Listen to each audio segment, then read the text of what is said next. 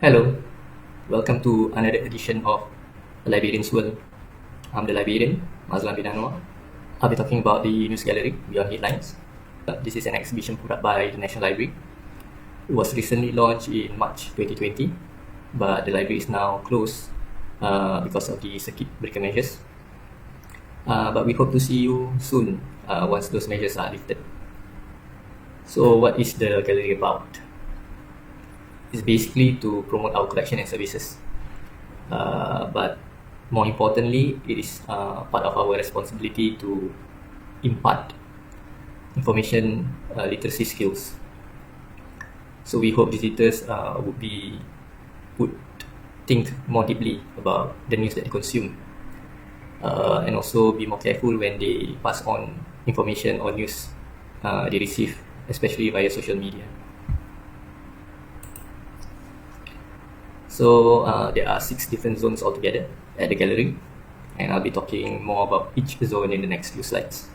At present, we are displaying the early editions of the Singapore Free Press, Utusan Melayu, Nanyang Siang Pao, and Tamil Murasu. We will rotate the display here. So it is interesting to know that there have been more than 120 newspaper titles published in Singapore since 1824. Many were short-lived, and many were short-lived and they are no longer being published. So if you are a regular user of Newspaper SD, you will be aware that we have digitized more than 40 titles. We hope to digitize more, so that's something to look forward to. So these are just some of the images of the newspapers that we put up on display. We hope to pique the interest of the visitors and our users to research more on the history and stories of Singapore newspapers. For example, the Singapore Free Press came about after the law that require printing presses to apply for a license from the colonial government was repealed in 1835. To commemorate the abolishment of that law, that act, the Singapore Free Press was established. So it was a very apt name, the Singapore Free Press. So in this zone, behind every story, we present 8 different events from Singapore history to show how these events were reported in the newspaper. The takeaway for visitors, we hope, is that they are aware of the different reporting techniques.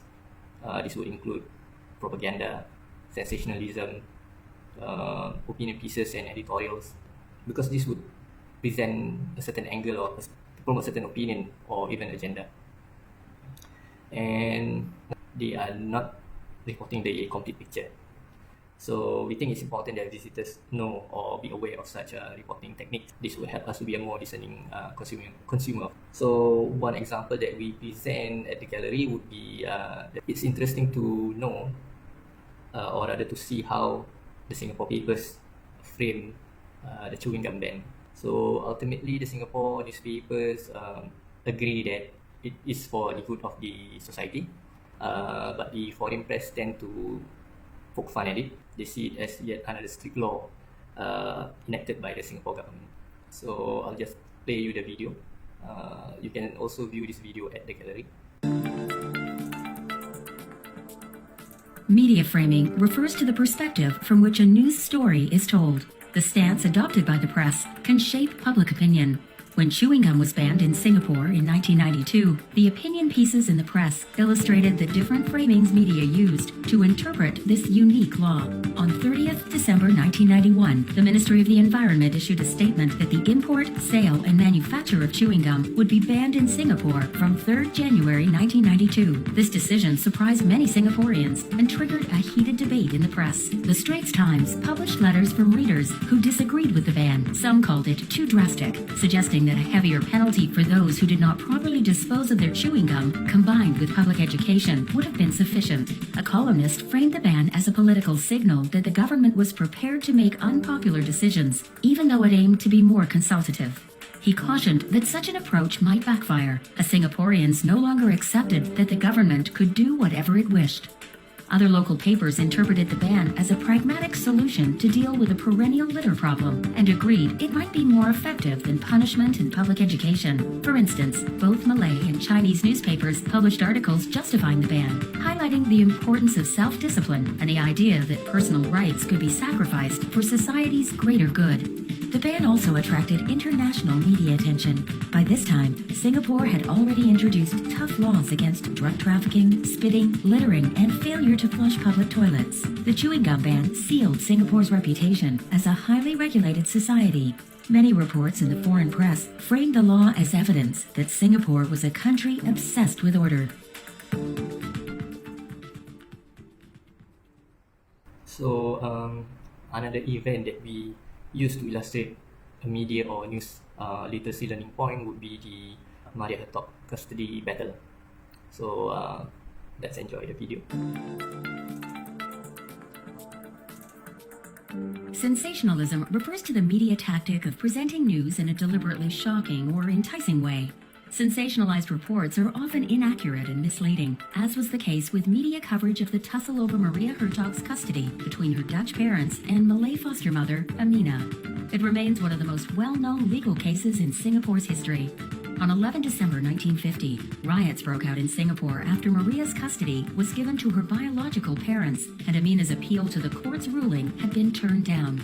The unrest could partly be attributed to the provocative headlines, images, and distorted reports of the case that had been circulating in the newspapers. During the custody tussle, conflicting reports in various newspapers swayed public sentiment in both directions.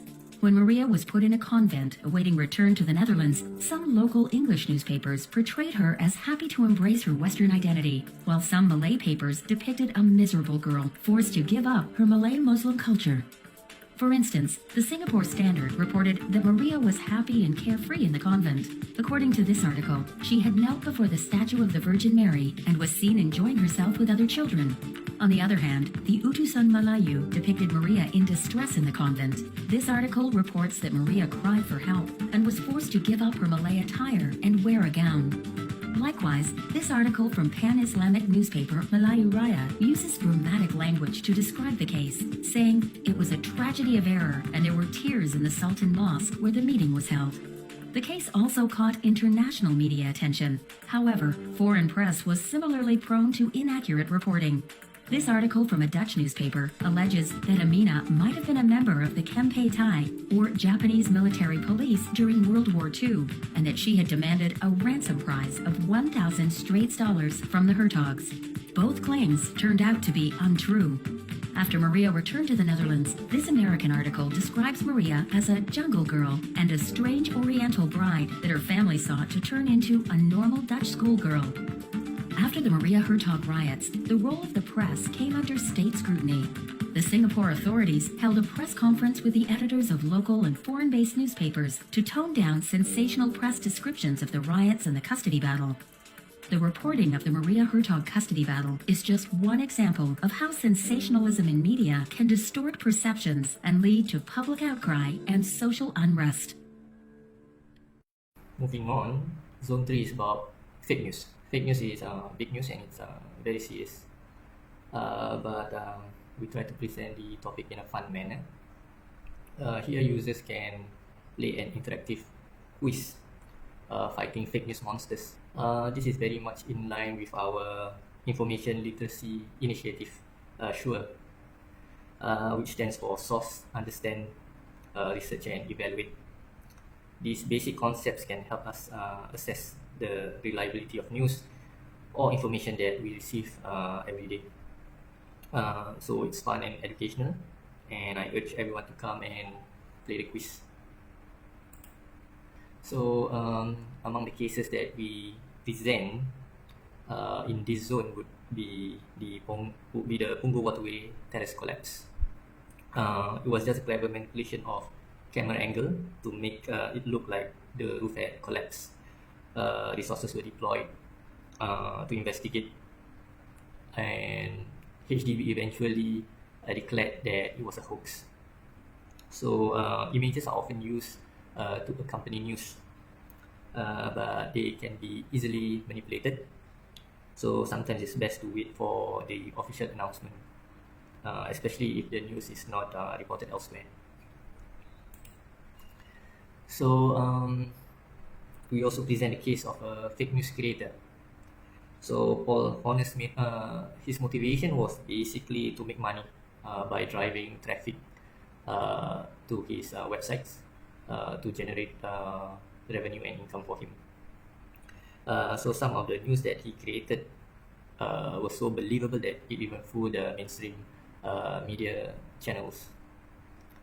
So while it is not always possible to verify a piece of news quickly, we can stop the transmission of such news by not passing them along to our friends and family members.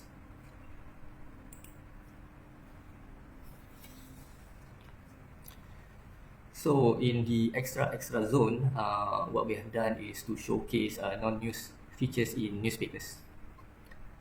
This would be a changing exhibit, and this time round we look at those features that serve as light-hearted entertainment for newspaper readers.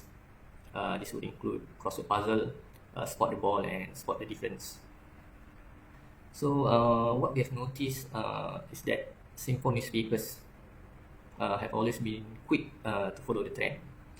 When crossword puzzles became popular in Britain in the mid-1920s, we began to see crossword puzzles being published in Singapore newspapers in 1925. So similarly, when Sudoku became popular in mid-2000s, we can see Singapore newspapers publishing Sudoku from 2005. So it's also interesting to find out that the Spot the Difference was used by Cathay to promote the movies that were screened at their cinemas. It ran for more than 10 years, from the late 60s to early 1980s. We can also see the Spot the Ball was run for more than 40 years in Berita Harian, and this is possibly due to the popularity of football among the Malay community. So Zone 5 is just us promoting our resources. We have a digital station that would allow users to browse our Newspaper SG portal, as well as the press reader database that we subscribe for our users. So the Newspaper SG portal is an online archive of Singapore newspapers dating back to 1827. As for press reader, users would be able to read current international and Singapore papers via the press reader database. We also have other databases not featured at the digital station, but our users can still make use of Bloomberg and Factiva. Both are very powerful databases for business information and news. So here is just something for the visitors to bring back as a souvenir. They can take photos of themselves, and we make it as if they are being featured on the front page of a newspaper.